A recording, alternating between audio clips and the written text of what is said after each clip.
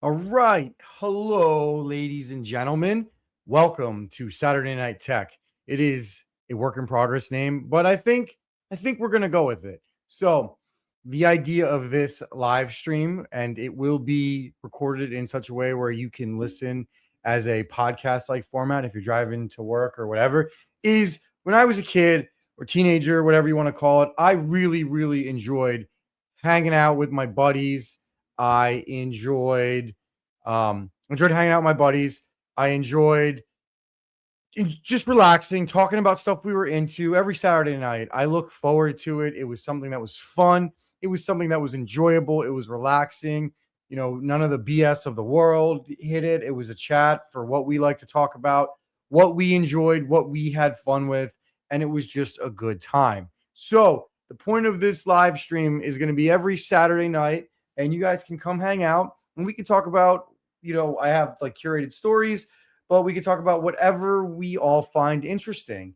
And I know it's late, so I certainly appreciate anybody who's hanging out with me on this live stream. It's going to be a lot of fun. And like I said, it will be worthwhile listening to this in the future. So I may be talking to myself for a little bit, which honestly, no big deal. I talk to myself all the time in the shower, in the mirror, when I'm filming content. Actually, I'm getting really good at talking to myself. But I digress. I'm really excited for everybody to hang out with me, have a good time. There's no end date. There's no end time. We're gonna go till I run out of steam or you get bored, or whichever one happens first. And shout out to Real Tech Geek. He asked me, "What up, crewman? How you doing?" I'm doing great. Really excited for this live stream. So there's two big topics that I want to talk about and a bunch of smaller ones, um, which I'll get to in a second. But we will be talking about all things tech, all things gaming. We're going to try to keep it positive. There may be a little bit of negativity here, but I don't like being negative all the time. I like talking about the positives because there's a lot of good stuff going on right now, especially gaming. Guys, this is, in my opinion, this is literally the best time for gaming since like probably the early 2000s. There are so many good games out right now, so much awesome stuff to talk about. So, that's my intro for today. Maybe I'll do a monologue starting every stream. We'll see how that goes. I honestly have no idea. So, the first topic I wanted to talk about, a $5,090 5090 or an RTX 5090 Ti. One of those is fake. And which one do you think it is? Well, I'm also learning how to use screen share. I'm not 100% sure how to do it, so that will be entertaining. What is this? We're gonna share screen. Hold on. Sharing screen is best. Blah blah blah blah. I should have practiced this ahead of time. So this is gonna be fun, guys. But I think I got this. I think I got this screen sharing thing working. So we're gonna try see if this works. I hope it works. All right, we're gonna add this to the stage, and the winner is the $5,090 RTX 5090 MSI Lightning. I love this card. I have used this card. Well, I haven't used it, but I've held it. I've played with it. Is it worth $5,090? Probably not, right? Like, I'm not going to sit here and tell you it is, but this is much more likely than, according to PC Gamer, there is credible and reliable contacts that claim NVIDIA is releasing an RTX 5090 beating GPU around September of this year. And I am here to tell you that it is not happening. 100% not happening. Well, I can't say 100% because I don't have industry sources that have talked to me on this thing. But honestly, it ain't happening. Kyle Blackman 1398 said, "I already know there is an RTX MSI 5090 Lightning, and I think it goes to 5090." And he goes, "Yep, nailed it. You did nail it, buddy." Because let me put it this way, right? NVIDIA only does things when NVIDIA has to do them. Okay. So if you want a history lesson, We're going to start with the 3090, right? The 3090 was fighting the 6900 XT, and it was pretty close. It was relatively close, right? So NVIDIA ended up releasing, so AMD then raised the stakes, released a 6950 XT. That closed the gap even more. The price was awful and everybody hated it, but the gap was closed. So then NVIDIA releases an $1,800 5090 Ti. That was legitimately better. It was like a 20% improvement. I mean, the price, everybody got mad at the price, but that's a topic for another day. So we got a 3090 Ti, right? Now let's fast forward to last generation, Blackwell / RDNA 3. The 7900 XTX came out and it competed more with the 4080 in the majority of games besides COD, which if you guys are COD players, then you would know that the 7900 XTX was like the best COD GPU of last generation, which I have no idea why it was, but it was. All right.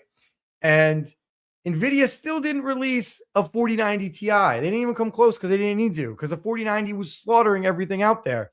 And then the rumors come that AMD isn't even going to be releasing the equivalent of a 5090. And a lot of rumors came out that the release of Blackwell was getting pushed back past the traditional September release date. And it did. It got pushed back because it released at CES last year, which that was fun. Remind me later to tell you some funny stories about Blackwell. The day it released, like right before Jensen's press conference, I can tell all these now, and they're pretty hilarious.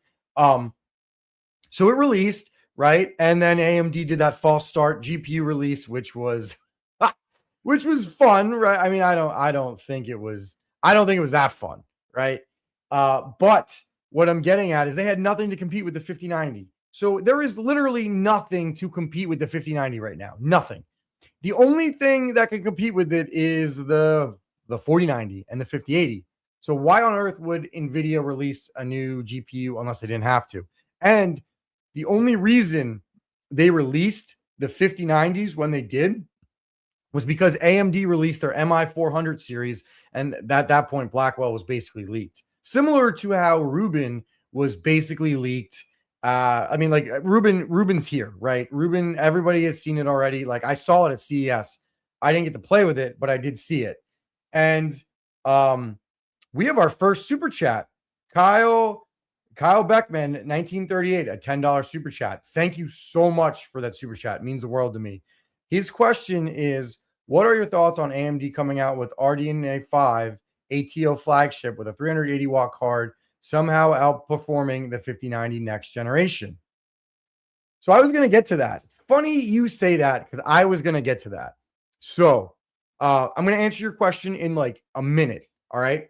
So this year at CES, AMD's half-baked press conference released the latest MI series. I don't remember what the name of it exactly was, but you know, when AMD does that, NVIDIA has to respond, and NVIDIA had their press conference where they did a lot of Rubin talk, right? So I'm trying to think of the proper way to word this, right? So right now, there's no competitor for the 5090, which means unless you talk about the RTX 6000. So NVIDIA is not going to release a 5090 because they don't have to. Now, the RDNA 5 rumors, I've heard rumors throughout the years, and I can't confirm them, that they basically gave up on competing with the 5090, which is interesting. And I want to get back to that in a minute, right? But because they wanted to go to RDNA 5 and they thought it was going to be the flagship killer. Well, I would think that NVIDIA is taking it seriously, right?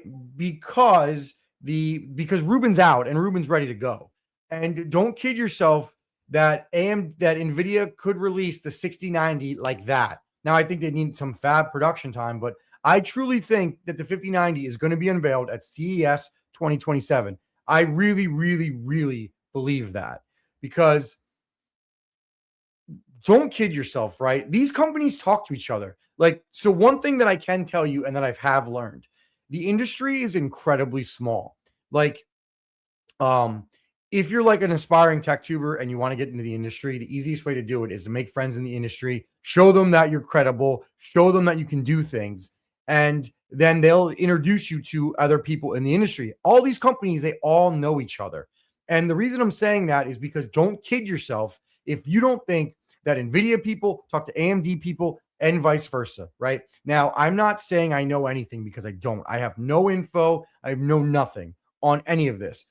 But you'd be fooling yourself if you didn't think that AMD or NVIDIA knows what AMD is going to do.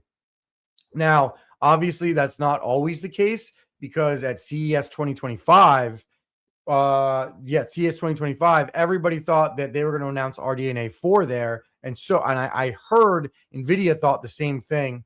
And basically, AMD made literally like a last minute change from what I know where they didn't do it because none of the press, we weren't told about it. So, like, we were all freaking out about our videos and stuff when we went to that press conference. So, I would think that NVIDIA is taking AMD seriously on RDNA 5 because they know something's coming. Okay. Now, I'm not going to tell you it's a 380 watt TDP, right?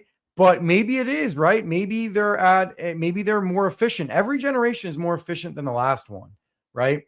And it also depends, right? Are they going to just pump like you know how Intel likes to take their CPUs and just pump more power through them for more performance, and somewhat NVIDIA does it to a lesser extent. It depends if AMD is truly going for efficiency or they're just going to pump out. They just want to pump out more power. And it also depends on what they're competing with. Like, is RDNA 5 competing with the 5090 or is it competing with the 6090, whatever it's going to be called? That's the interesting thing, which I want to talk about. It kind of leads me into something else that I find interesting. It's like, what's first, right? The chicken or the egg? So, with how good the 9070 XT is, right? Like, it is a banger GPU. Like, it is an incredibly good GPU, okay? It makes me wonder that, like, if they could do that with the 7080, what could the 7090 have done? So, like, did AMD just assume that the 5090 was going to be like the same uplift the 4090 had over the 3090? And we're like, we're just not going to play this game. Or and so they were wrong, right? Because the uplift wasn't the same. Or did NVIDIA have a banger? Like, were they going to release the full die? And then they were like, well, AMD's not going to release a competitor. Why are we releasing our full die now? Like, why are we going balls to the wall and releasing this incredible GPU? Right. So it almost makes you wonder what was first, like the chicken or the egg? Who found out about what first and which one led to the other? So I hope that incredibly long spiel answered your question. So I think that RDNA 5 is coming, and I think it's going to come with a force. And we all better hope, as like GPU enthusiasts, as tech enthusiasts, we better hope that AMD comes out with a banger and forces NVIDIA to give us that performance improvement, right? Because like, not even talking tech specifics, because I'm not a leaker and I think I'd be doing you all a disservice if I talked specifics because I don't know anything. Because if NVIDIA doesn't have a competitor for next generation, the uplift is going to be even smaller. Think about it. We got our best uplift since I don't know. I only got into the space at the 30 series, so I couldn't tell you, but I was led to understand that the 3090 to 4090 uplift is the best we've seen in years, right? We only got that because AMD was pouncing at the heels of NVIDIA. We won't get that if AMD isn't pushing NVIDIA or Intel, right? Competition is what gives us improvement. So we all better hope that NVIDIA is getting pushed real hard next generation. But I will say, from seeing Ruben is pretty sweet. And I would assume, I heard something off the record, unofficial, and I'm not even going to say who said it, but I heard that we could see the Ruben, like the 6090 compared to the 5090. It would be like the difference between a 2080 to a 3080. And if we get that kind of uplift, that would be incredible, right? Like, that would be, excuse me, need to take a drink. That would be incredible. And look, I'm not going to tell you that I'm always right, but when you see news stories that just don't make sense and that contradict the mold, like, for example, last year, everybody was like, okay, the Super Series is coming at CES. Everybody said that, right? And I kind of heard very low, very off the record rumblings that it was probably going to happen. And then people were all of a sudden reporting, "Oh, the 50 series, the Super Series is coming in at Christmas." And it made absolutely no sense, right? Like I did a video on it saying, "I don't need to have any connections to tell you that that's not going to happen." Like why would they release it right before CES, and why would they not use Christmas as an excuse to burn through all their stock, lower supply, and then release a new GPU series and cause a price spike and a demand spike? Because these companies like it when there's a huge demand and not enough supply to keep up with it. I mean, they just do. I don't think the people working the PR like it, but the bosses love it, is what I think anyway. So, like, that was a story that you knew it didn't have legs and it was just full of crap. And one of the things I don't like is a lot of the major news outlets do that. Like, they all repeat all of the same stuff, whether it's true or not. Now, I will say about the news outlets, right? At CES, I got to talk with the CEO of WCCF Tech at a private event. And I kind of basically said that to him. I was like, look, I'm a nobody. I wanted to introduce myself to talk to you, but I don't like the way that you'll just repost stories and not like really be credible with it, right? And they said that they started this thing where they have like where they have like how solid they think the source is, and I'm trying to see if they have it somewhere. But they do it where they talk about how solid like a source is, and they give you a percentage on what they think that's true. And I think that's better, but I'm still not a fan of how they report those cycles. So basically, what I'm getting at is this story basically counteracts everything we heard. Like the news of the Super Series getting canceled, it got traction fast. And I reached out to some people and they were like, this looks legit. And then it got more legit. Um when you're credentialed media, because I am incredibly blessed to be credentialed media now, you get all the pre press briefings, and we basically all saw probably like a month, yeah, about a month. No, maybe let's say like 3 weeks beforehand that the Super Series wasn't coming, and then you get a pre-briefing from Nvidia and you're NDA'd. But when they don't talk about it, it's obviously not happening. And they answered like anything that we asked them on that private pre-briefing, they answered publicly, and they basically like didn't say anything. So yeah, so this story, essentially this 5090 Ti story, basically flies in the face of no GPUs for 2026, which basically has been confirmed by all the major outlets and by sources in the industry, not to me directly, but to enough people who know what they're talking about where it's credible. So why would this story come out, right? And then the 5090 Ti story comes out like boom, right then. Like, so it makes no sense. So there again, that's just another reason why I don't think it's going to happen. So Real Tech Geek says, even with the current RAM disruption, if the bubble pops hard soon, unfortunately, it's going to be over a year for next GPUs, 2027, 2028. I do agree, amazing games on here and great mods for older ones. So that's like a double, that's like a two response topic, kind of like breakdown in two parts. I actually don't think the RAM shortage is going to end this year, but I still think that there is a very good chance that we will see a new GPU launch at CES 2027. We won't know anything for sure. Like, I don't think we'll get any confirmation on anything because everybody's just giving you their opinion until closer to Computex. So, like, once Computex hits, I think we'll get a good idea of where people think the next 6 months are going to go. And I think that will tell you whether or not we get a new release.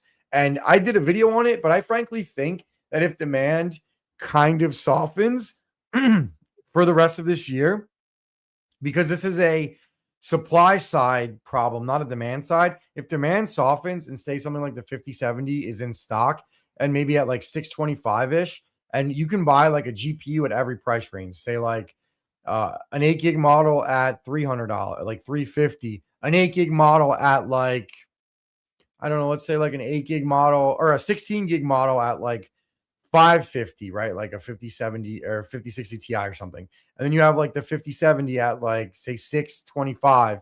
And then you have the 9070 XT at like 8 or not, like say like 800, right? So like not good prices, but not like egregiously insulting prices, right? Like say you're there.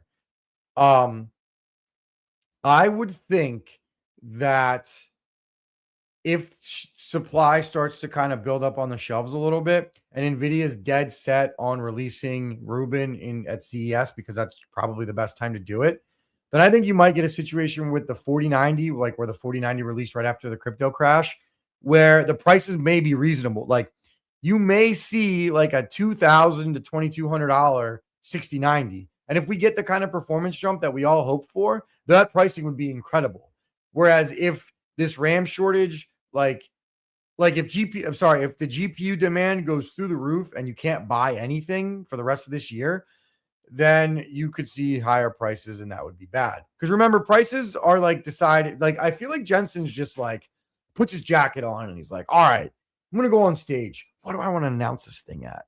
And then he goes on his phone and he's like, all right, let's do 2250 because it sounds nice. Send. So then they have to scramble and he goes on stage and in 20 minutes later he's like, the 5070 or the 6070 Ti faster than a 5080 for, X amount of price that he literally just made up right there. So to answer the first part of your question, I think that we are going to have a RAM shortage into next year, but I still think we're going to get Blackwell next year too.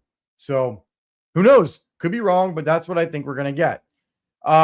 The next part of his question, games are amazing. Yes, games are incredibly amazing and mods, and we're going to talk about that in probably like 10 minutes, like 5-10 minutes, because I'm going to go on this rampage of games. Like I want to cover some tech news stories, and then I want to lead into the game ones, because while the tech stuff is like somewhat positive, but then also somewhat negative, the gaming is like positive, positive, positive. And on Saturday nights, man, I've got a nice drink here. I want to have all positive vibes for the most part. Good hang, having fun, and it helps my voice. So real tech geeks are Kyle Beckman 1398 said, yeah, I think memory is one bottleneck, but so is TMSC's bandwidth and the contracts they have to fulfill. There's a lot of manufacturing components that need to come together, causing long lead times. I agree with you, but I think that NVIDIA already has the foundry space because remember, they like kind of changed things on a dime. Like they literally stopped the Super Series. I think they already had the foundry space ready to go. Now, obviously, that's a little different because the models are basically the same minus the RAM, as far as we knew, as far as the rumor said. So that's easier. But don't think that AMD could or NVIDIA couldn't make Blackwell with a 6 to 8 month lead time. And if you announce in CES, so next year it's like the week after New Year's again, and I don't know why they do that. That's awful. But you're talking like the 5th of January, the 4th or 5th of January. So maybe you give yourself a February or March release. So let's just say you have a March release. We're 13 months out. So I would think that they don't really need to get their act together till sometime around the summer. And I think by then, so much more will be clear to us. That's my thought anyway, right? Like I think so much more will be clear to us by then. So yeah, I think that's kind of where we're at. Like I feel like I covered the 5090 Ti and the 5090 pretty well. I mean, as far as the MSI Lightning, it's a sweet GPU. I want it, right? But I'm not going to get it. And it's funny. Like I've seen all the creators who got it, and they're obviously huge creators. Part of me was like, "Damn, why didn't I get it?" And then I'm sitting here realizing that I have 20,000 subscribers, and I've been in the industry for a little over a year now, compared to all of these big guys. And I'm like, yeah, I got a long way to go, but it's like a fun, not that long, but it's like a fun like measuring point to get to. But funny enough, at CES, when I asked MSI if they did any gaming benchmarks, they're like, nah, we haven't done any gaming benchmarks. But I also thought that they were going to sample a lot less creators than they did. So, and I know a lot of these guys can keep it. So I'm interested to see what changed. But the $5,900, the 5090 5090 The sweetest thing about it is a double PCB, the double 12 volt, 12 by 2 connector. And frankly, I wish that I wish more companies would do that with the PCB. Like, I would love to have a 5090 that only costs like, honestly, I'd pay 3 grand for a 5090 with double 12 by 6, 12 by 6 connectors, right? Like I would. I mean, people are paying 3 grand for 5090s all the time right now. But to give me two, because think about what you could do. Like you could run a dude, you could run 1,000 watt BIOS on that thing and run it great. Now you need a high-end CPU, a PSU, but like I saw 2,400 watt CPUs at or 24. Let me start over. You need a higher watt power supply, but I saw 2,400 watt piece power supplies at CES. I saw 16, 17, 1,800 watters, right? Like if you're going to put 1,000 watts into that, if you have an 1,800 watt PSU, you could run that, right? Um, so yeah, I think that it would be really, really sweet if some companies would give us something like the Lightning without like all of the bells and whistles and everything that makes it expensive. That's just my take. I am excited to see the Pro Art, what Asus is gonna do with the Pro Art 5090. I haven't heard anything about it releasing yet, and Asus won't say anything to me. So hopefully that comes sooner rather than later. So yeah, the 5090 Lightning is sweet. I can't really justify the price, although if the disruptions continue and you end up with like a $4,000 or $4,500 5090, I don't think people are going to regret spending 5 grand on that Lightning. That's a hot take.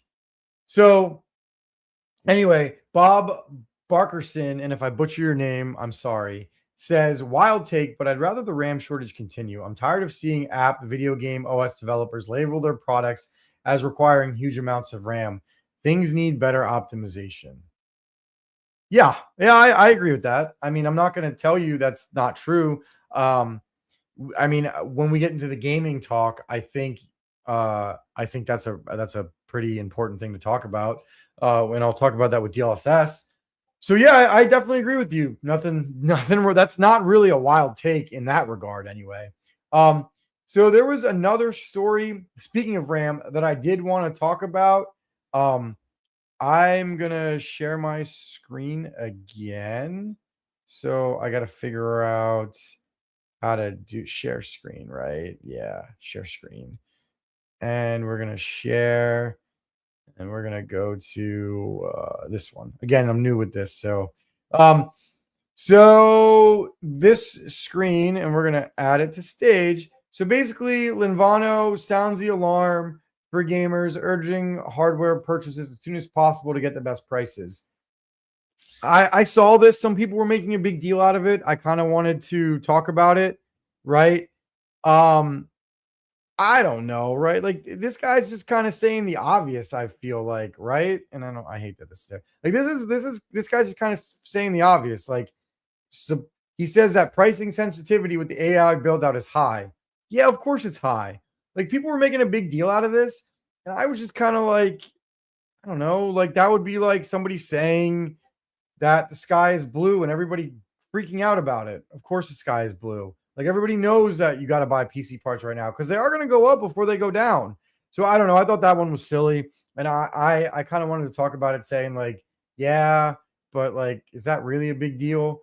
Like these guys are. I mean, I'm sure he knows more than we do, right? But I think he's just maybe thought he was helping by saying, yeah, prices are going to get really bad. I don't know. Thought that one was interesting. And I kind of wanted to talk about that a little bit because it was silly. I thought it was silly that it was being reported. But again, it's just me. Real Tech Geek says, yes, the 12 volt high power is a big concern and why I haven't bought new NVIDIA GPUs. Look, I'm going to tell you this. I have had multiple 5090s and multiple 4090s and multiple power supplies in my PC. I don't turn off my 5090 PC. Now, currently, it does have an Astral and a Be Quiet Dark Power 14 or 13, and it's like 1300 water, and nothing's wrong.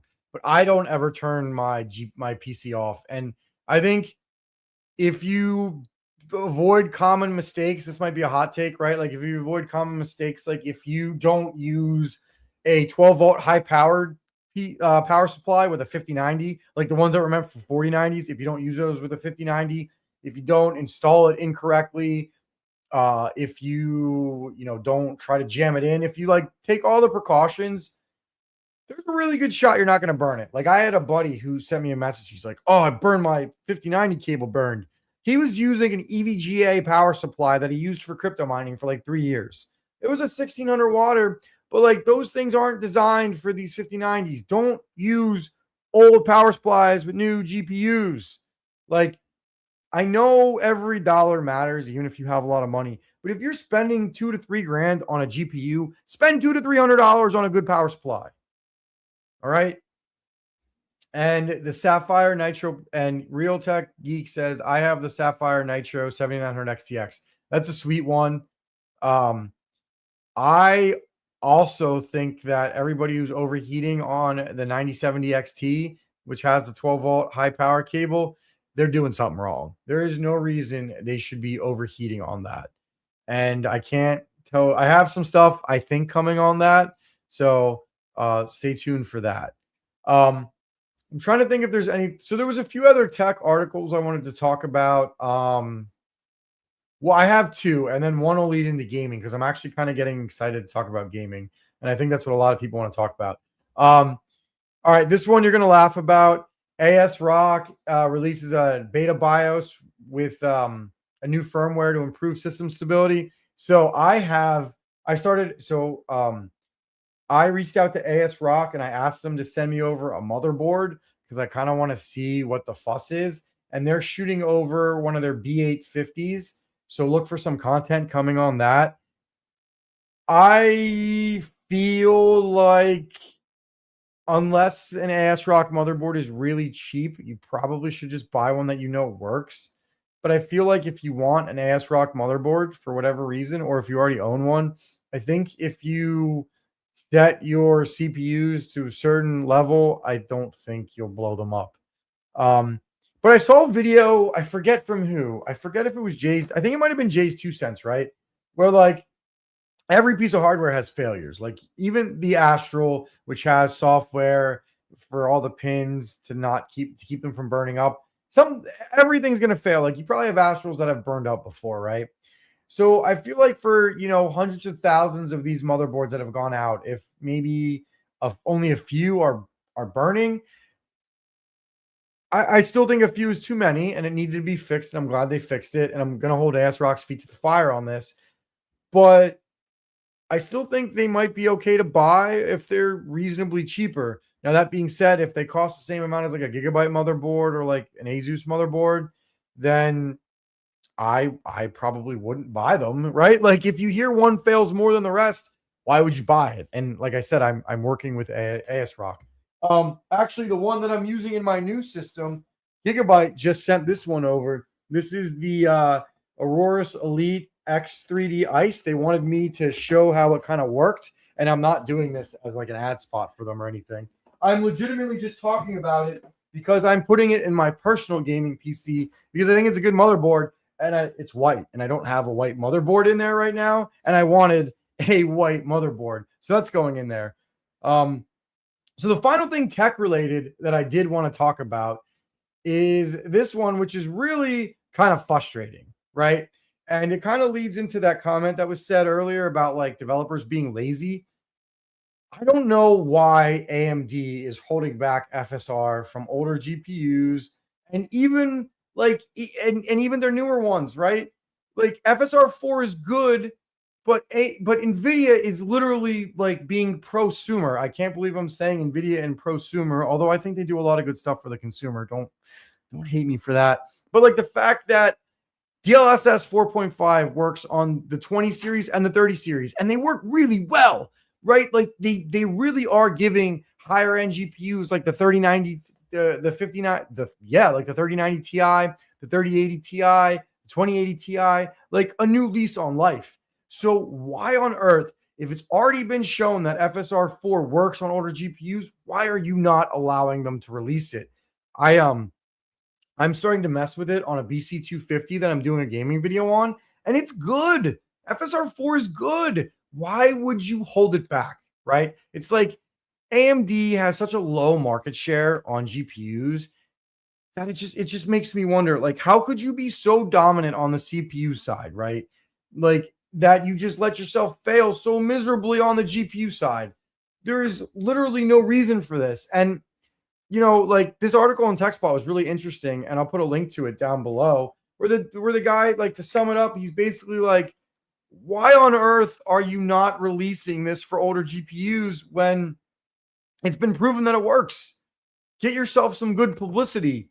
Like, did you know that people message me and they're like, Fruit Man, do you think the 9070 XT will have longer than 2 years of driver support?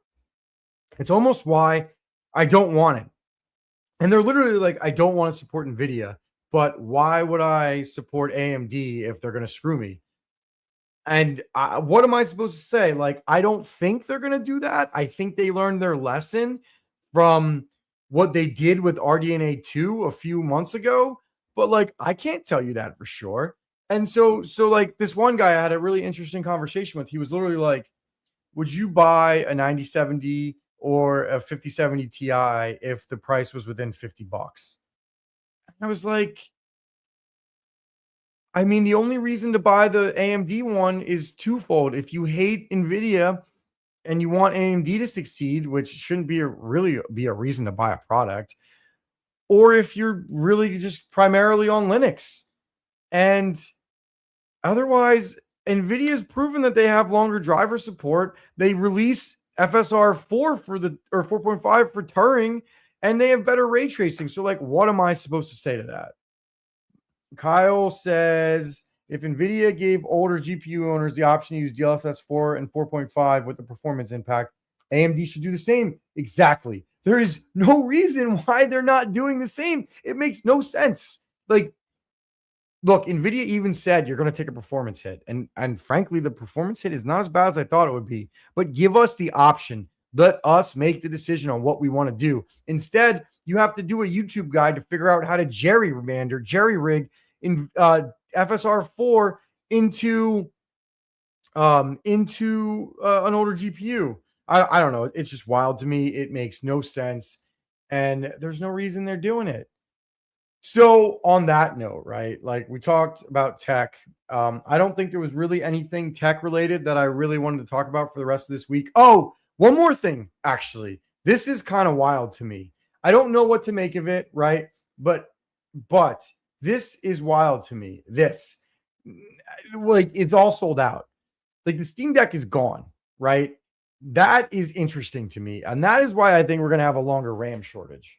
Like, if Valve can't secure more cheap units, or maybe they don't want to make the Steam Deck anymore, but like, look, you can't get it anymore.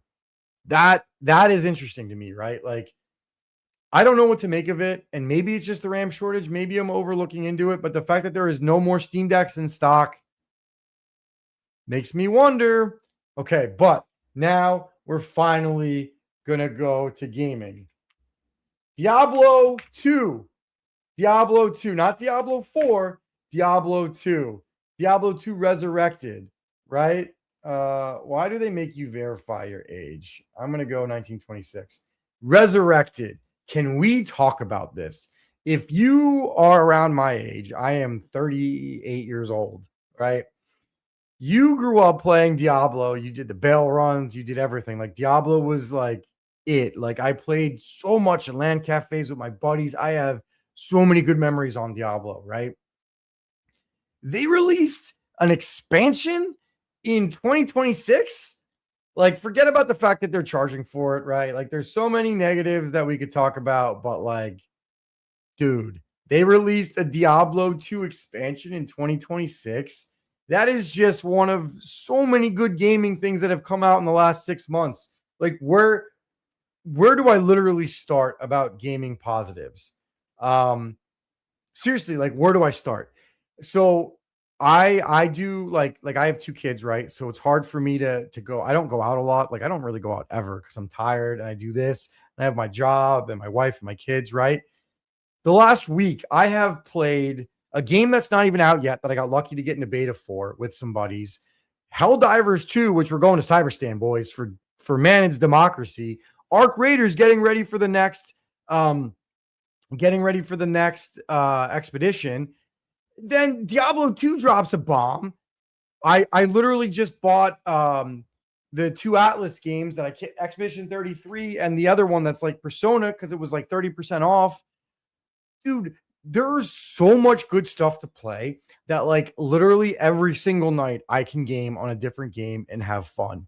Like I know hardware sucks right now, and I know a lot of people are complaining, but there is so much good stuff out right now. There is so much good stuff out right now. And it's literally like anything can run it. Like Arc Raiders plays on a potato. What else? Like all these other games, none of them are like crippling. Like the last major crippling game would be like Indiana Jones, and it's still really good. So right now is like, I don't know, what do you guys think? Are you guys as excited as I am for gaming? And I really think that's why a ton of people are getting into building PCs, because there's so many good games out right now and it's so much fun. And you can use multiple operating systems. Like everybody's using Linux. I have a Linux video coming. It's not like a Linux challenge because I don't think you should use Linux exclusively. Like I think you should use Linux and Windows at the same time. But you know, that's just me. And yeah, so like I don't know, like Diablo 2 coming is just so exciting. Like there's a warlock and they had some quality of life changes. You know, I don't like that they're making you pay for it, but did you guys buy it? I don't know. I'm debating it. There's just so much good stuff to play that I don't have the time. So, all right. So let's see who we got. I'm just catching up on the chat. Vish says, "Hey man, and thanks for coming, man. What's up?" And then we've got Real Geek Tech says FSR 4 should be on all NVIDIA GPUs. If NVIDIA can figure it out with performance hit, the only logical conclusion is that there's too much focus on CPUs and AI, and they make more margin than RDNA 4. Yeah. So I know people at AMD, so I'm going to try to be very like not insulting, but I does it make you wonder if they just put all of the like the smartest people in the room into like do you have to start at the graphics card side and then cut your chops, and then everyone who's learned and knowledge, they move them right to the CPUs? Makes you wonder. Max Voltage is here. I do some stuff with Max Voltage on his channel. He's really awesome dude, and he says Crude Linux do not go together. Listen, Max, I have learned so much about Bazite, and that'll go on my Linux experience. Honestly, you watched how dumb I was trying to get those working on a topic that we're not going to talk about on Cruteman Tech. I have been able to get Bazite working pretty well on the BC250 and on my Bazite rig, which I've got a lot of content coming out next week. Vish says, yeah, exactly. Resident Evil 4 left. What is LFD2? Persona 5 plays on old GPUs. Oh, Persona 5. So Persona 5, for any of you who don't know, it released on like 25 consoles. I bought Persona 5 for the PS3, put like 50 hours in on it. Then I got a PS4, finished the game on PS4 because the saves actually transfer over thanks to PS Network. Then I got a PS5 and I started Royal on the PS5. And then I realized that was a mistake because I don't want to play the PS5 anymore. I started getting into PC gaming. And then I bought it again for the PC on like a Steam sale for like $10. So I bought the game like 3 times and I'm really not upset about it. And now I'm finally going to start playing it again. Like those games run on literal potatoes. Like everything runs off potatoes. Swamp 7, what's up? Oh, Left 4 Dead 2. Yeah, Left 4 Dead 2 runs on an actual potato. You can one of the things that I'm going to do, I'm going to do like a $100 flip up challenge where I basically take like $100 and I build a GP like a PC, I sell it, I flip up and up, and I'll start with like a DDR3 system. Dude, you can get like a 4th, 5th gen Intel and pair it with like a 970 and put it on like Bazite, and you can play a lot of really good games. And if that's how you get into PC gaming, then so be it. Or you could buy like a BC250. They're going down in price, right? You could build a BC250 gaming rig, which is like a PS5. So you're thinking like like a 2070 with like, I don't know, say like a Ryzen 3600, maybe a little worse because the CPU is a little nerfed on them. And you can get 60 FPS in like Arc Raiders. Like I'm literally gonna play a bunch of Arc Raiders on it when I travel. And like that's pretty impressive. So there's just so much good stuff on this on PC gaming right now. Like every time something new comes out, like the PlayStation State of Play, so much good stuff. And I'm like a big Horizon junkie. As you can see right here, you can see like all the Horizon Forbidden West Zero Dawn stuff. And when they released that new like co-op Monster Hunter style game, I was like, I applied for beta right away. I want to get in and play that. So what do you guys like? Tell me in the chat, right? Like, what are you guys playing? Like for me, like I said, right now, I'm really big into managed democracy. I'm really big into End of the World, like with Arc Raiders. Single player, I've heard a lot of good things about Titanfall 2. So I installed that, and because that's like a quick campaign, I think I want to get into that because like I have this really sweet memory as a child when not a child, but when Xbox first came out and I started playing Titanfall, and it was like, welcome to Titanfall, and your mech like just drops out of the sky. And I thought that was pretty cool. And I gotta get my voice, my voice gotta get cleared up again. But yeah, like there's just so much exciting stuff. And one of the other cool things that I think that people need to realize right now is you don't need good GPUs to play these games too. Like, um, I have this computer that I play with at my job. It's got a 3060 Ti and a 2600X in it, and I play games on it, right? Like I play a lot of games on it.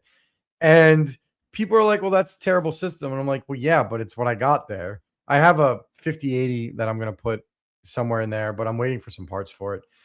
But yeah, I think like I wish we would just stop talking about the RAM shortage. I know people like to hear about it, and I know clicks like negative viewing, like negative news gets a lot of clicks, and people like to be mad. But can't we like just ignore it, right? Like when people complain about the price of the 5090, I'm kind of just like, why are you complaining? You either you own one, right? And if you own the 5090, who cares? Or B, you were never going to buy one anyway, because if you couldn't afford one at $2,000, which is totally okay if you can't, right? Like it's totally okay. And you don't need one to have a good gaming experience. My cousin has a 2070 Super and he beats the crap out of me in competitive games on a 5090. So I promise you that 5090 does not make you better at gaming. And I am living proof of that, right? So like, why would you just get all up in arms about it? Like if you're never going to own one and that part of the market doesn't apply to you, then who cares, right? Like, shouldn't we be happy about the Arc B580 getting XeSS 3 and getting multi-frame gen? Like a $300 GPU getting access to multi-frame gen with 12 gigs of VRAM is pretty sweet. And the early reviews are saying Intel did a really good job with Panther Lake. So if we only take like a 5 to 10% performance hit, or maybe say we take a 15% performance hit and multi-frame gen, they get it working and it doesn't suck. How awesome is that going to be? Right? Like I wish there was more positivity. I really, really do. I know we have to talk about the negative stuff, but like positivity. So okay, so like back here, right? I have MSI sent me over. I asked them for a Z790 motherboard, and the reason I asked them for it is because I got a good deal on a 14900K, and I'm going to do a comparison on DDR4 and DDR5 RAM with Intel, because we all know that AM4 right now is stupidly overpriced and expensive. But what if Intel, like what if LGA 1300, what if that saves the day, right?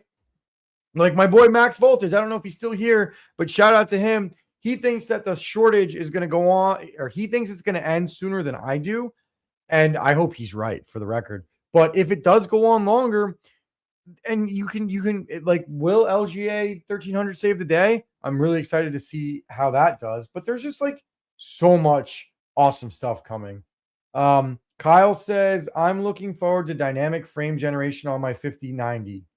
All right, I'm going to tell you something from someone who got to play with that, right? Because one of the best things, if you're a tech tuber, get in NVIDIA's trusted press pool. It's not easy, but if you can get in it, you get to see things. I got to play with multi-frame gen.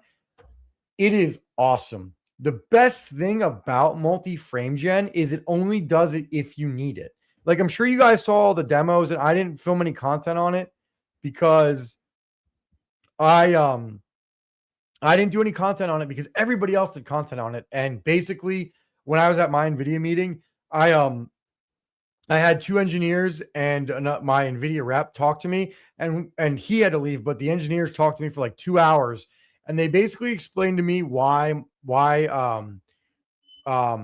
ray reconstruction is amazing and why FSR or DLSS is the future.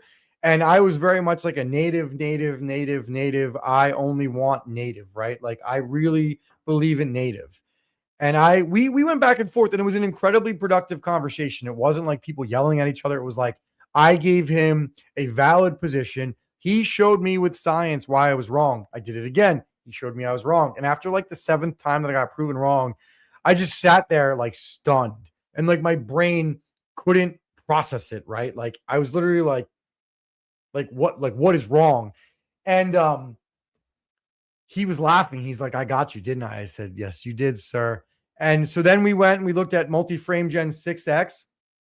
And with these 4K monitors that are releasing that are hitting those higher FP, like those higher frame rates, because like when you get that high, you avoid a lot of screen tearing. Now, I'm not a monitor expert, so if I'm sounding like I'm wrong, I very well could be. But things definitely look cleaner on high refresh rate. So when you saw the 5090 with that demo of that new Capcom game, I'm trying to figure out what it was called. I don't remember, but I'm really excited for it, by the way. It looked like Death Stranding-esque, and that game was awesome. When it showed multi-frame gen, like when the game started to like a lot of stuff was getting generated, and the game went to 6x multi-frame gen to keep the frame rate. And then when everything started quieting down and it dropped to 2x or didn't even need it on, it was really, really, really impressive. And the fact that it's coming out sooner, because we were told May, Progmenta. Yes, that's the game. And I probably pronounced it wrong because I can't pronounce a lot of things. That game. Like just playing multi-frame gen in that, it was amazing.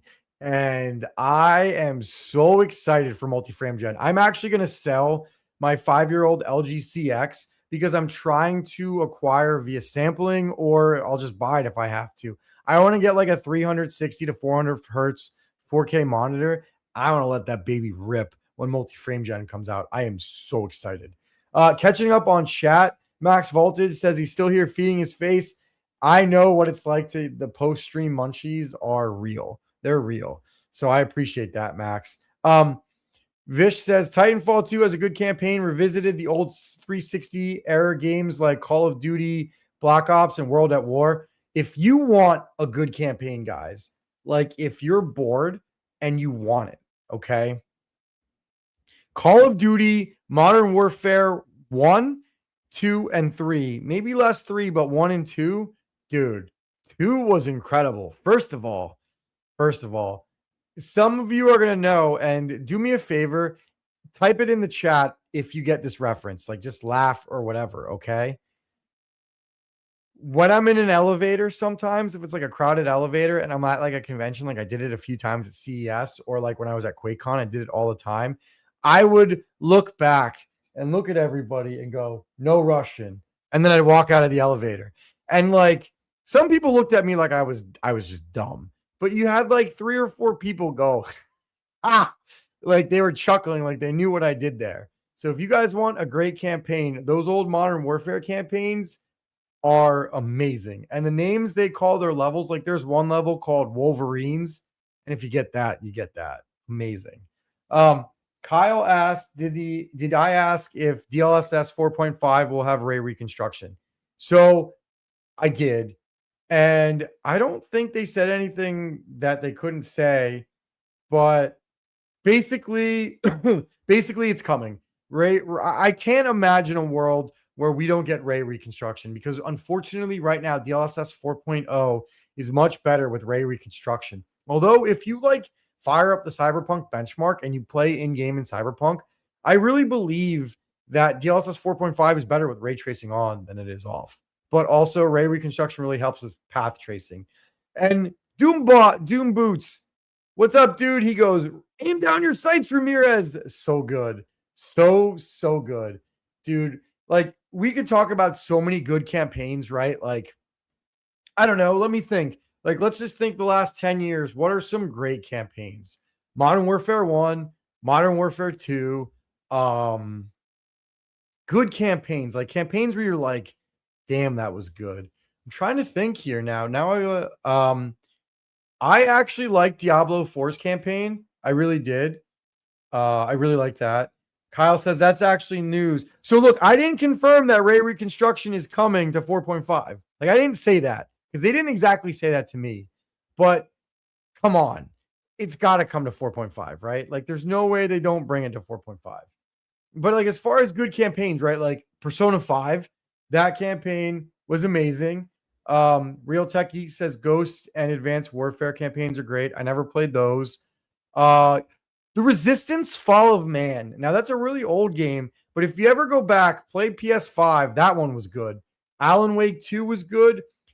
I'm going to be honest with you, I got tired of getting scared shitless, so I kind of didn't finish Alan Wake, but that one was good. Indiana Jones was incredible. I lost my data for some dumb reason, but I got like 3/4 of the way through, and I might do that on like cinema till I catch back up to where I was at. That one was great. Jedi Fallen Order had a really good campaign. That was great. But what else was good?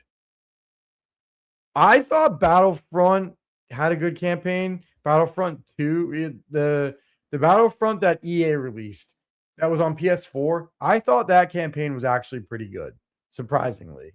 What else? Indiana Jones was great though. If you buy that for the campaign, Hard Rain. So I didn't play that, but I heard that had a good campaign. I never went back and played that one. Zelda, obviously the Zeldas were all really good. I'm trying to think what else. Like there are so many good single player games. Like I literally built a PC. So I built a Linux PC because I want to sit in my living room and play Linux. Oh yeah, Red Dead Redemption 2 is so good. I didn't even play Red Dead Redemption 1 and I loved it. I never played Mass Effect and I owe it to myself to do that. So many good games. So like that's why I built this Linux PC, right? Like Linux is never going to take the place of Windows for me. But when I want to sit on my couch and play games on my 65-inch TV, that's what I'm doing it with. I actually want to redo Fallout. I was thinking about redoing Fallout 3 with all the mods, but I think the remaster's coming, so like I don't want to ruin that. So I was thinking about redoing New Vegas with all the mods, but I also think that's getting remastered. So I'm going to do a Fallout 4 playthrough, and I'm going to mod the crap out of it. And I'm really excited to see what the mods are like. And Starfield, I never played it, and I kind of want to play it. Like I kind of want to do the single player, and then like the Star Wars one, because I heard the Star Wars Starfield is amazing. Like there's so many good games.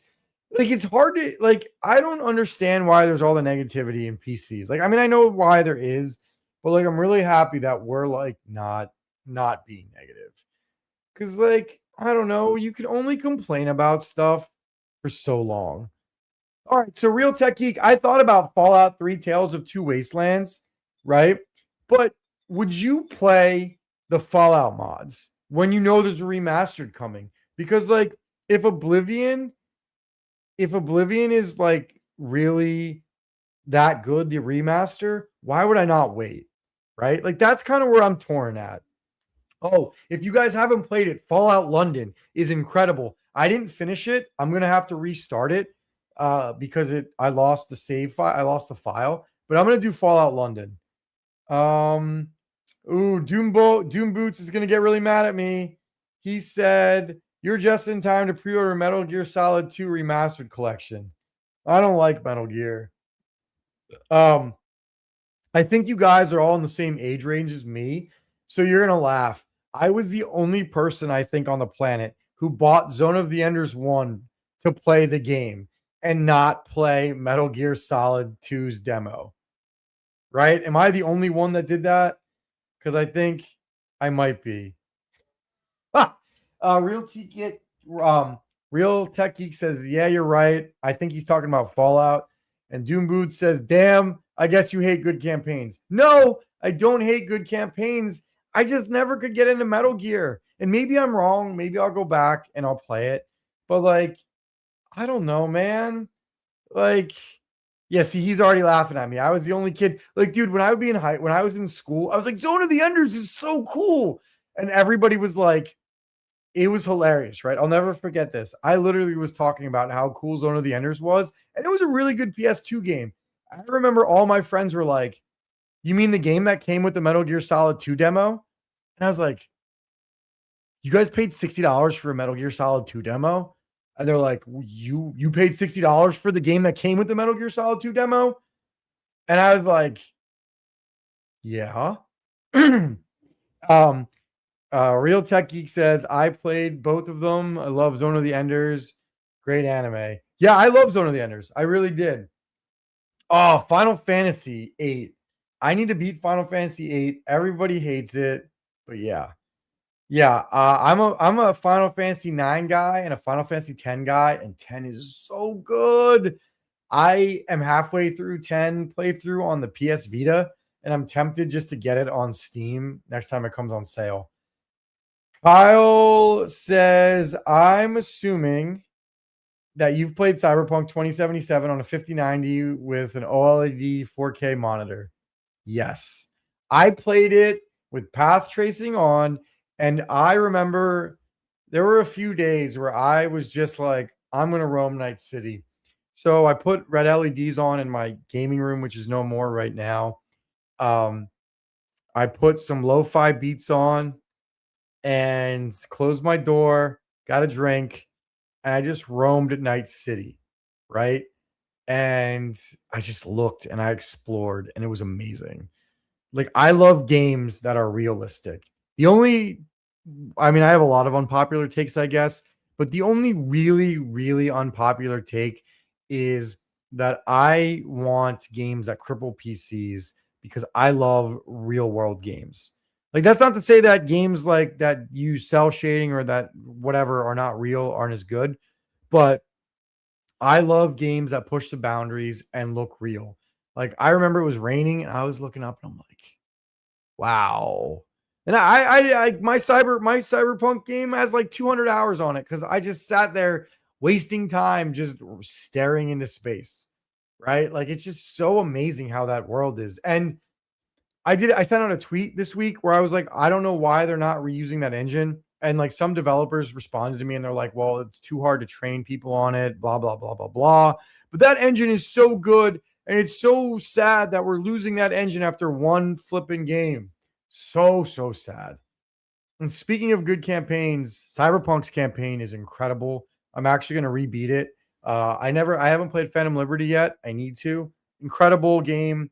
That's a redemption story that I hope they do a documentary on, man. Like, I remember everyone was like, I'm building a Cyberpunk ready PC, and then it kind of sucked for a lot of things. But like, I just I just wish that they didn't release it for like the PS4 and older systems. I don't know why they did. I mean, I know why they did, but releasing it on the Switch 2 proved that you could make it work on lower end hardware, and they just didn't do it right at the time. So I don't know. Live and learn, I guess. Real Tech Geek says there is a reshade Cyberpunk 2077 photorealistic. Yeah, I've seen it. It's great. Phantom Liberty is amazing, and yeah, I need to replay it too. Um, I need to replay it. Yeah, everybody's saying I got to replay Phantom Liberty, and I know I do. With DLSS, with DLDSR, we can downscale 4K to 1080p. Can be used without upgrading the monitor, and it's exactly the opposite compared to DLSS, which is upscaling from a low resolution to high. Dude, the little bit I've learned about DLSS, it's incredible how it's literally like better to play DLSS with like ray reconstruction and path tracing, upscaling them with native, because there's so much more data for them to pull from. Like you'd think native would be better because it's true 4K, but it actually gives you like less data to pull from and there's more mistakes. And it's crazy. Like when you look at Half-Life RTX, like you kind of have to do it for yourself, but like you can do all of the tests that NVIDIA showed me because that's the most demanding RTX game out there, which is hilarious. But if you take the RTX mod and you go into the console and you start messing with things and you look at things, you will literally see that native looks so much worse than ray reconstruction. Bob Barkinson says, cry harder about an abandoned game engines like the Luminous engine. Dude, I hate abandoned game engines. I might do a video on why abandoned game engines suck. Like, it's BS. Like, when you put all the time into this engine, don't let it go. Everybody's going to Unreal 5.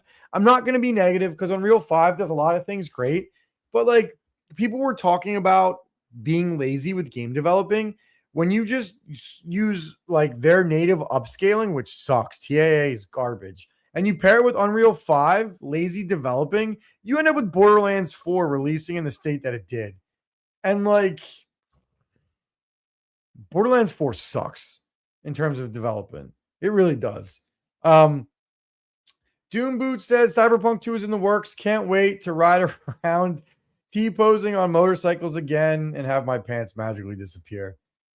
I really, really hope that it's not on Unreal Engine 5. I'm assuming it is, but I hope it's not because that would really suck. If you're into the cyberpunk genre, check out Indigo Gaming Series. Yeah, there's some great indie games there. Unreal 5 is an incredible engine for horror games. Unreal 5 is an incredible engine until they don't do anything with, like, until they get lazy and develop on it poorly. Like, take the time to do it right. Isn't Indiana Jones hold on, let me look. Is Indiana Jones on Unreal? Is it? What is Indiana Jones on? What engine? Okay, no, it's a custom modified proprietary engine. Okay, so that engine's pretty sweet. I hope more games use the Indiana Jones engine. Let's see. Bob Barkerson catching up on chat. I love the good chat, guys. Thank you for being active. It really makes my life easier. Says the Luminous engine was the engine that created Final Fantasy 15 and Forspoken. I played with Forspoken because of, I think it was FSR 3 when NVIDIA botched, or AMD botched that. Forspoken was cool. That game was cool. I really I wish they didn't kill that engine either. RIP Red Engine. And Ortagin says, what's up? What's up, dude? I got one of those legendary. Oh, yo. He says he got one of those legendary $2,500 Best Buy open box Astrals. Listen, I want to talk about a story on that. One. Let me catch up on chat though. Okay, they're talking about engines. All right, so my buddy sent me a link for the $2,300 used Astral on Best Buy, open box, basically new. And I was like, ooh, I need to do this because I will never get one sampled, and it is a good card. It is worth a $300 upcharge. It's probably worth like a $500 to $600 upcharge. If you guys want me to go into this rabbit hole about the Astral, I can tell you I can go into it. If not, just say no, say yes to the rabbit hole or no to the rabbit hole. Otherwise, I'm just going to talk about this brief story. So someone in the industry, one of my friends in the industry was looking for a 5090. And I texted him and I said, buy this now. And he goes, no. He goes, it's too much. I go, dude, you're never going to get it this cheap. He goes, ugh. And he didn't pull the trigger at the time. And every day now he goes, oh, I should have bought a 50. Like, he's like, I want the Astral. And I don't say anything because he knows he should have bought it. But everybody bought one. Like, I shared it on my Discord. I shared it online. Everybody I know bought one. Frankly, I should have bought two, and I didn't. And it comes in. And I did a video unboxing it. If you guys want to check it out, it was funny. So my buddy unboxed his first, and his ended up being a scam. And I'm like, oh, it's a scam. Oh, God. So we had a private chat with like 7 of us who bought it all. And who bought them because they were there for like 3 or 4 hours, right? And everyone was like, we saw the first one, like, oh God, we're all gonna get scams. And my box came and it was like basically open. And I'm like, oh, here we go. So I filmed it. I had the timestamps ready and I'm like opening it and it was real. And I'm like, oh my God, it's real.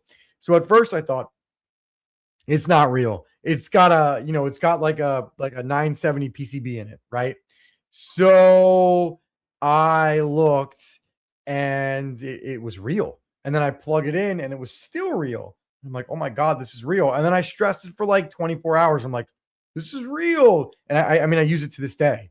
The box was a little banged up, and a Best Buy employee ended up talking to me on the chat on the video, and he was explaining that the markings on it was like a company who like checks it to make sure it's good.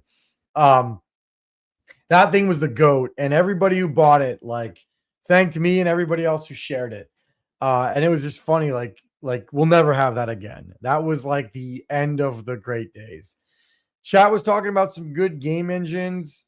Um, yeah, there's so much good stuff. Like PCMR is real, and Ortegan is saying they're super botted. They're there for like 3 seconds. Yeah, every 50 series is super botted.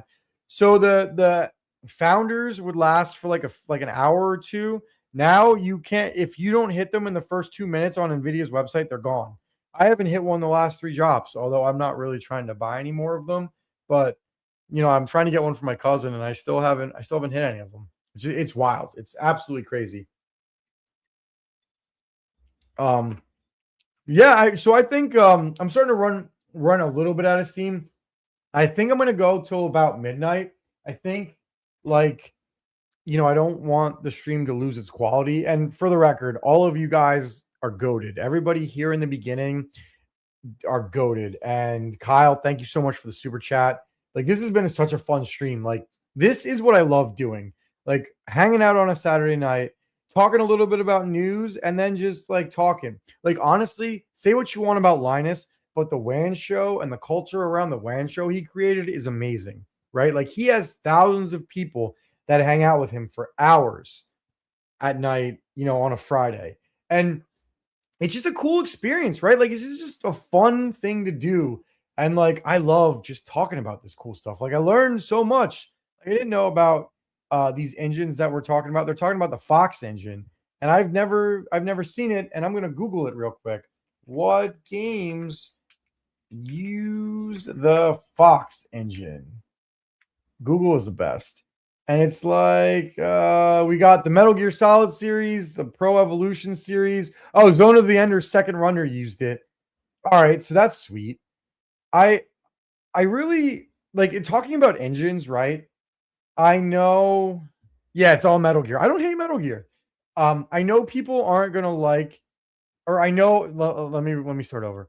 I know that it doesn't make sense, but I really wish more developers used more of their own proprietary engines and they share them out there.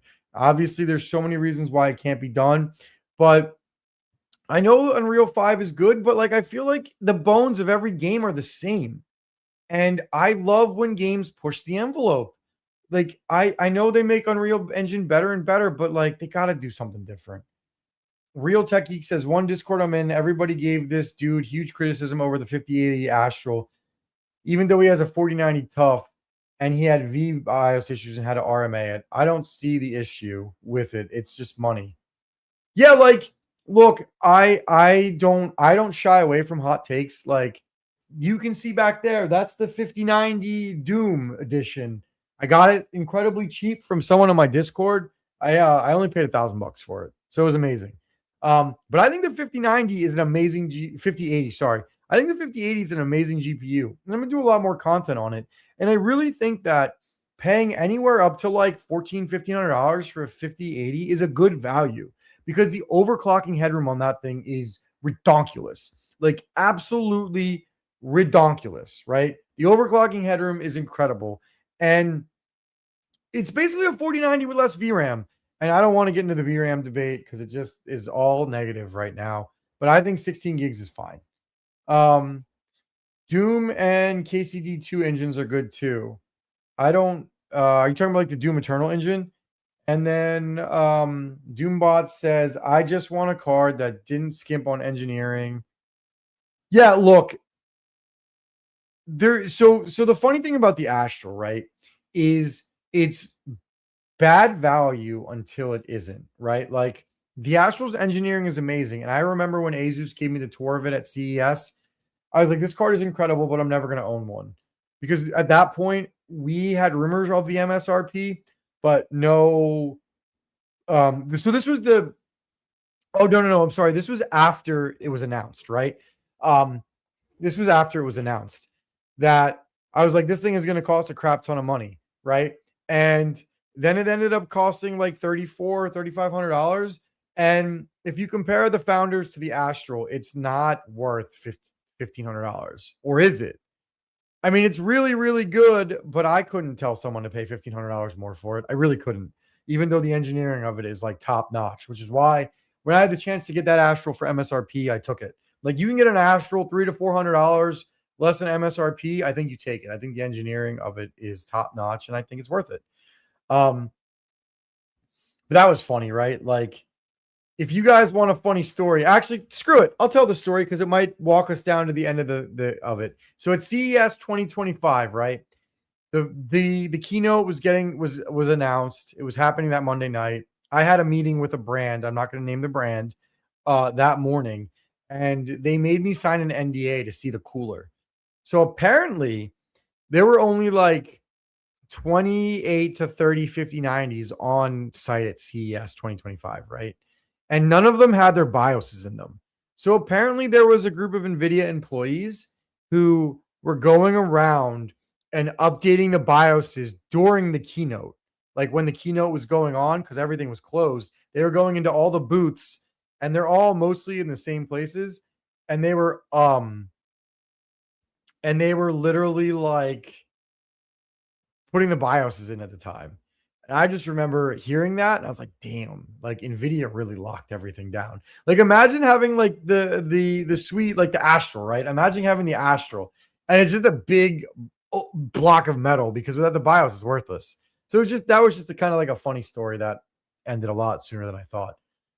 But yeah, I mean, like talking about graphics cards, right? And like if we like comparing like low quality ones, right? Like I'm looking at my pile of GPUs right now, and let's pull out like low quality right here. This baby, this one. This is a PNY 5060 or 1660 Super that I wired an EVGA fan up to it, which will make you laugh, right? And hey, Adam Williams, thanks for hanging out. But like, yeah, like you can see like the quality of just the heatsink and everything is just like meh, right? And then you get to like a really high quality GPU, like I don't think I have any here actually, because I don't think I have any high-end models. Oh, like the Astral right there. And you see all of the difference in quality. But like, are you willing to pay for that quality? That's like the question you got to ask yourself. Some people are, and some people aren't. And unfortunately, I'm not, right? Because like if you compare like the crappiest 5090 to the best 5090, there's really not that much difference. Like there never is. Now, the 5090 Lightning, I haven't looked at the benchmarks yet, but I gotta think that that thing is gonna have more performance. It's got to have more performance, right? Like it's got to have more than 5%. Because if you're gonna slam what like 1,000 watts through that thing, then it's got to have more performance. But I haven't seen those benchmarks yet. None of us are ever going to own it, and I don't even think it's worth it. But I do have a cool GPU coming. Actually, let me talk about this. 10% ain't bad. This baby right here. This is a RTX 3080. But the cool thing is it's on a 3090 PCB. I don't know if there's a way to show you this. Let me see, because the serial number doesn't matter anymore. Yeah,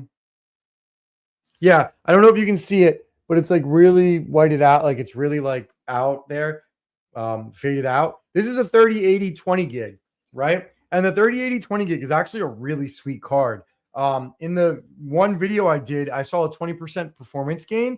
And what I'm doing, the guy who made this for me has a 3090 PCB. And so we're putting it on a 3090, and I'm going to actually get it laser engraved to show 3080 20 gig. But he did a shunt mod on it. So we think that we can increase the performance another like 5 or so percent with the shunt mod. So we think that with like DLSS 4.5 on a 20 gig 3080, we think that like you have a legitimate amazing 4K GPU. Now I have to wait for it to come in. But it wasn't that expensive. Like you already had to have a 3080. So I think like the whole thing ended up costing like, so if you have a 3080, however much you paid for that, because you need a non-LHR one, and then it costs like, I want to say it probably costs like 300 to 350 to mod it. That was back then. So like if you had a 3080, right? If you had a 3080 since launch and you were using it, and then you didn't want to buy a fully new like GPU, you could send that in to get modded, and it'll probably make it last a lot longer. Vish says he's got a GTX 1050 Ti Asus Cerberus model, has a decent design and a backplate and a budget GPU. Nowadays, all budget looks the same. Yeah, I think that some of the single fan models have some pretty cool design, like the MSI 50. Let me show you. Hold on. Let me pull this up. The MSI Inspire, which I found out isn't even in the US. 5050. So take a look at this one. Let me share my screen. This one's sweet. Like this literally has a single fan. Like this one looks amazing. And I really like, that's an interesting design. I actually think the Inspire line is my favorite. That and the cheese graters. The what are the MSI cheese graters called? I don't remember, but I really like those designs. I just think they're an interesting take on some different things. So Bob Barkerson says, do you own any Wafu GPUs? So I'm going to make a Wafu GPU, like a Wafu system. I am waiting for some brands to release some budget Wafu products. And when I get those samples, I'm going to do it.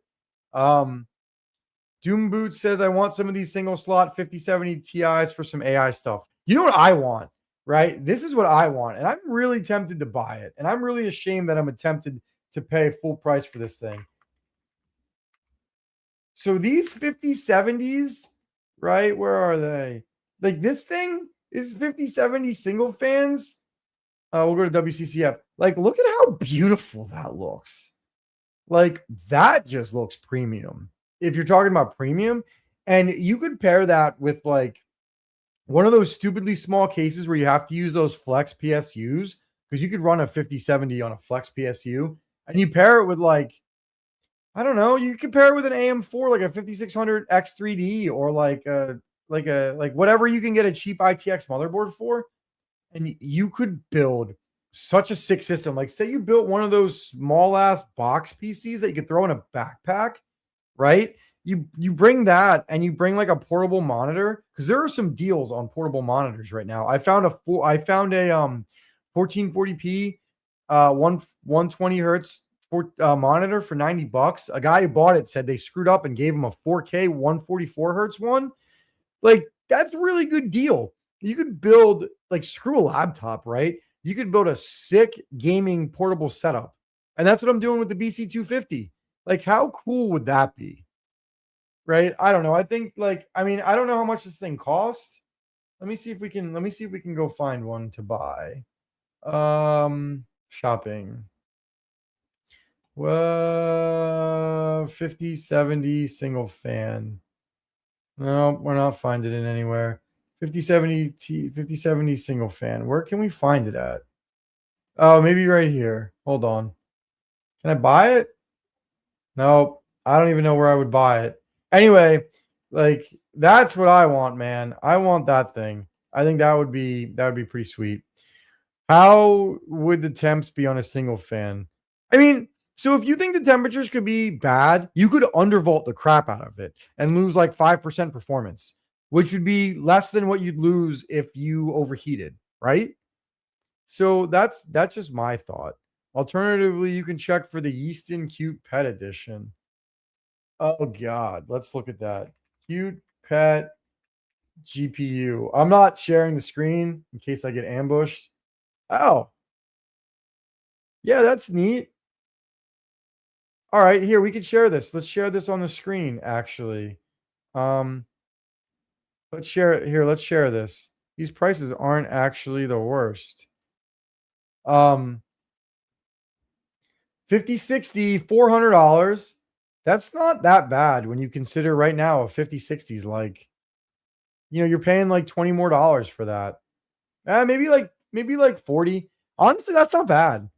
The 4060 is 350, 6500 XT.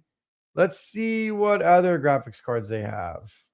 The 3050, I don't like that 3050. I mean, it's cool if you want an Optiplex, but like whatever. It costs, I think it costs too much. Let's see what else they got. That's where they're cool single fan models. Okay. 4060, 1030. Anything else interesting? Stop me if you see anything interesting. I don't see anything. But those cute pet ones, like this one honestly isn't that bad. Can you buy? Oh, you can buy it. Damn. That is tempting. That is tempting. But like, I don't know. If it was it's just a 5060. If it was a 5060 Ti, we'd be talking about something. I don't know.